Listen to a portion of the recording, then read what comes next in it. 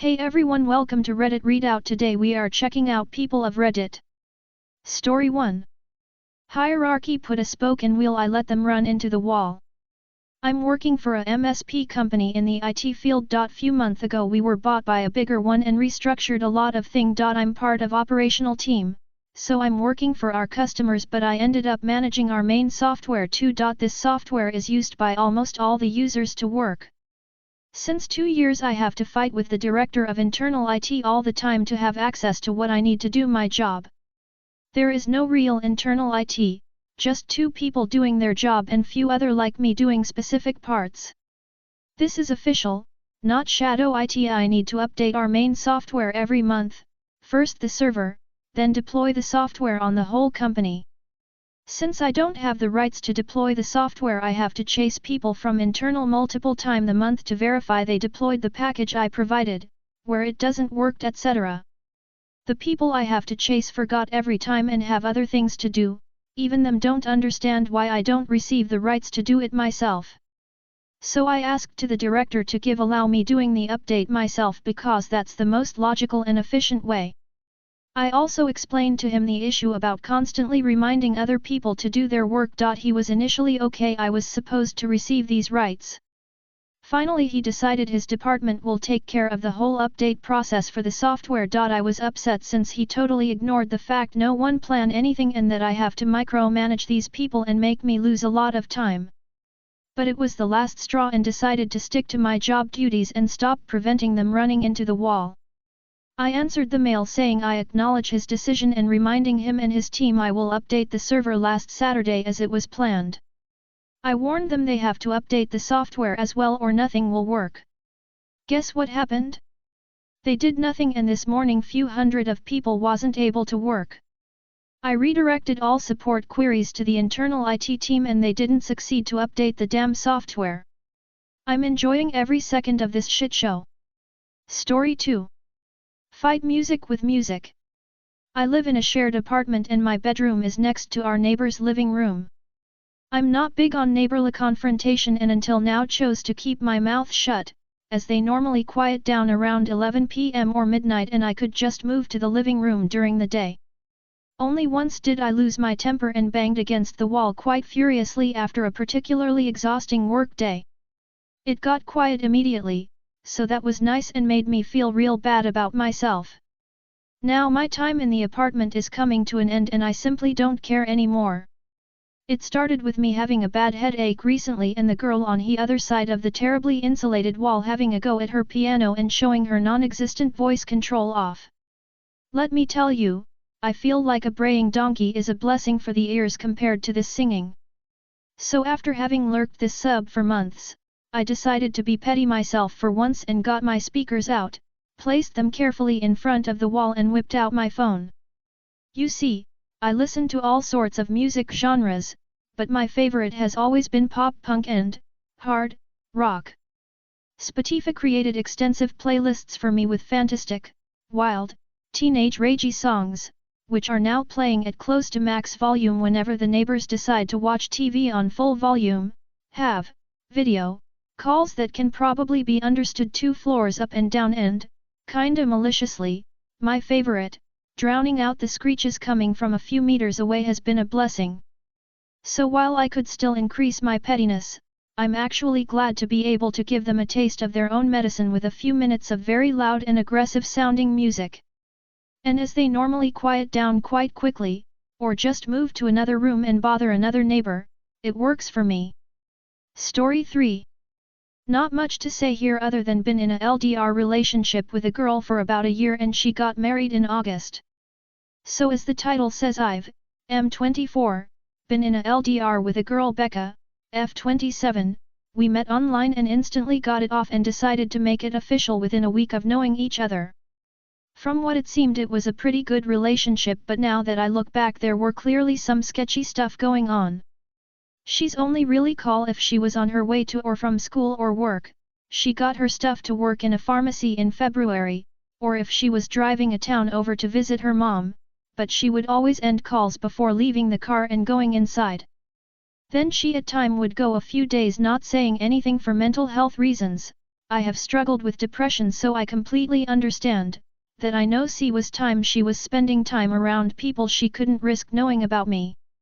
Anyways, I haven't heard from her in over 3 weeks now, and I'm a super paranoid person, so I looked up her name and place she worked on Facebook and found her profile there.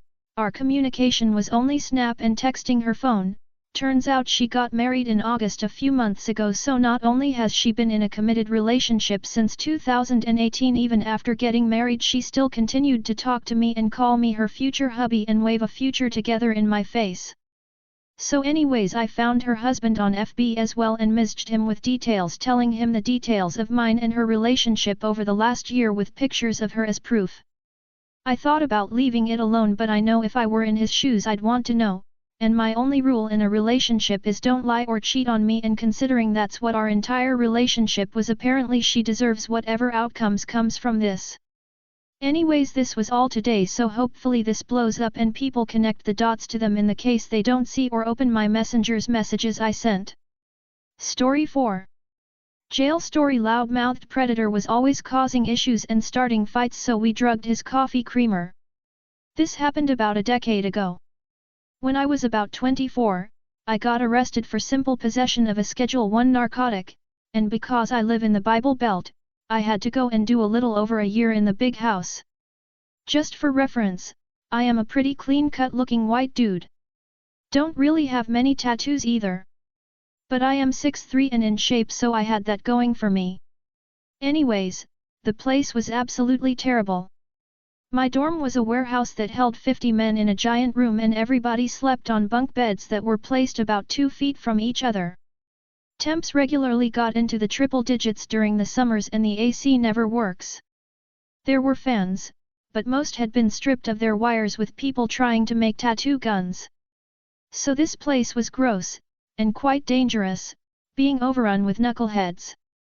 So there was this guy in there that everyone referred to as Big Q. He was a very large man, maybe 6 foot, 240, and obviously had done a fair amount of time. Because of this, he would target other inmates and start fights for no reason. He also was a notorious thief. The stealing and the fights happened constantly, and he ended up fighting most of the crew of guys I chilled with in there. Just a real grade A asshole. One day, I guess it was just my time because he just locked onto me while I was chilling watching the TV. He kept antagonizing me, and it got to the point where he provoked me to the point of fighting. Of course he got the best of me, but I put up a fight and got a few hits in. But at this point we had all had enough of this fuckhead. So we devised a plan. Here's where the revenge comes in. We knew that Big Q loved coffee, because he would constantly walk around begging for it on a daily basis. And another thing was he also loved creamer. In jail, there is a thriving black market, especially of medicine smuggled out of med. One of the most popular medicines are strong sleeping pills because people just want to sleep their time away. The strongest of these was a little pill called Seroquel. 1/4 of one of these bad boys, and you would be out for a solid 16 hours. And I mean out cold. So we all pitched in our little ramen noodles that were commonly used as currency, and we bought 5 of these pills. That's enough to knock out an elephant. We crushed them up, and mixed them in with some coffee creamer, and using a third party as not to raise suspicion, we had the guy gift it to Big Q. The transaction went down, and Big Q thought nothing of it. This dude drank a big cup of coffee and used about 3/4 of the bag of creamer in the cup. 45 minutes later, and he laid down and put on his eye blinds to go to sleep. I kid you not, this dude didn't move for a solid 18 hours. It was bliss. Things were finally relatively calm and quiet. It was as good as things got at that shithole. He finally woke up the next day at dinner time because he hadn't eaten anything. He of course made a big cup of coffee to try and wake up, and used the last of the creamer. He went to dinner and got back and laid right back down and was out until the next day. After the second day of solid sleeping, he kept waking up and moaning, "Why can't I get up?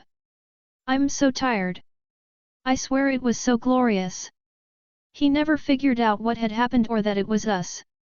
I swear, those was the most peaceful 3 days during my entire 15-month stay.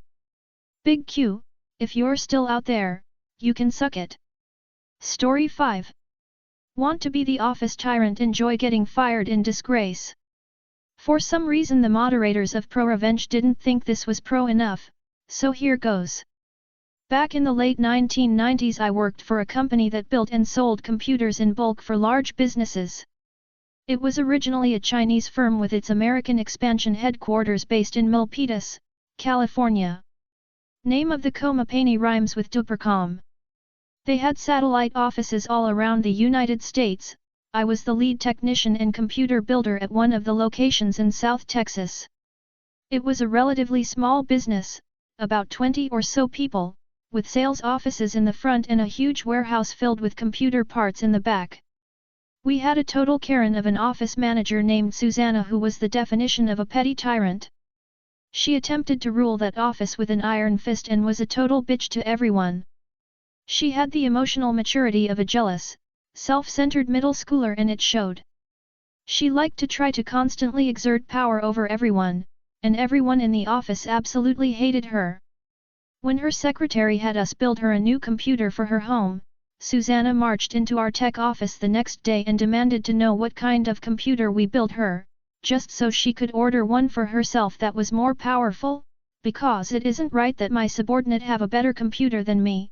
That's just one example of how petty and immature she was. We told her that we couldn't divulge that information because of customer privacy, so of course she went behind our backs and looked up the invoices to see for herself, because unfortunately, she had the necessary access to do that. Then, she demanded we build one for her that had a better processor, more memory, bigger hard drive, etc.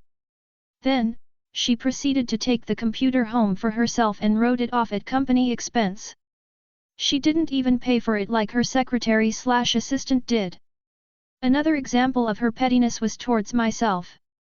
Back then, hardware vendors used to come to us to display and sell their wares, because they knew that if we bought them, we were going to be buying them in bulk, and I mean thousands of units at a time. As the manager of the tech department, the regional manager expected me to be at those presentations to learn about the product and how it would integrate with computers that my department was expected to build. On the day the vendors came to give their presentation, Susanna demanded that I go to the warehouse during that time to help the warehouse manager put away stock. Wrong. I told her that as the manager of the tech department, I had to be at the meeting. She didn't like that. She then demanded, in front of the entire office and the vendors themselves, to go to the warehouse like a lowly assistant and help put away stock. I refused. Then she got really irate and really wanted to put me in my place in front of everyone, because she couldn't stand to be told no. She had to maintain her dominance in the workplace. So, I simply walked out of the room, got on the phone, and called the regional manager. She actually yelled at me to come back to where she was. She wasn't finished with me yet. I told her, yes you are, I have a phone call to make while I was dialing. I got the regional manager on the phone and explained the situation, in front of her, the vendors, the entire office. I put him on speakerphone. He demanded to speak with her, and told her in no uncertain terms that I was to be at that presentation, no ifs, ands, or buts. He told me that if she still refused, to call him back. You could have heard a pin drop in that office. The look on her face was priceless. Her face was so red it resembled a cooked lobster. Then I hung up the phone, crossed my arms, and waited, and you know what? She still insisted I go to the warehouse and help put away stock. This time, Robert, the sales manager, who was about 10 years older than her, intervened, and told Susanna that he would be calling the regional manager back if she didn't allow me to attend the presentation. She got even redder still. You could practically see the steam pouring out of her ears. She just screamed fine, and went to her office and slammed the door so hard it cracked the glass window in it. I attended the presentation, but forever after that she was trying to get myself and Robert in trouble for any petty reason she could think of. She would even go so far as to turn on computer monitors in the tech room after I had left, then attempt to berate me the next day for forgetting to turn them off and wasting electricity. Just stupid petty little things like that. She would forge sales reports to try to make Robert and his team look bad, and generally make everyone's office life miserable. Cue the revenge. Everyone in the office was tired of this bitch's antics, so we formulated a plan. We had noticed that during the quarterly warehouse inventory report that if there were inventory units coming up short, say like several processors or video cards or whatever missing, she would zero those negative units out in the system and reprint the reports to make it look like there was never anything out of place. She didn't investigate or try to get to the bottom of it, she just zeroed them out because she was lazy and didn't want those stolen or misplaced items to reflect badly on her performance as the office manager. About a week before the next quarterly inventory report, we purposefully hid about 2 crates, 60 units, of video cards so that the inventory would come up short. The warehouse manager printed out 2 copies of the inventory reports, keeping one for himself, before he presented the reports to Susanna. Then he called the regional manager and told him that he might want to visit our location soon because he was concerned about items going missing in the warehouse. Susanna, of course, as we predicted, zeroed out those missing units, and presented the reports to the regional manager the next day as if everything was just peachy keen.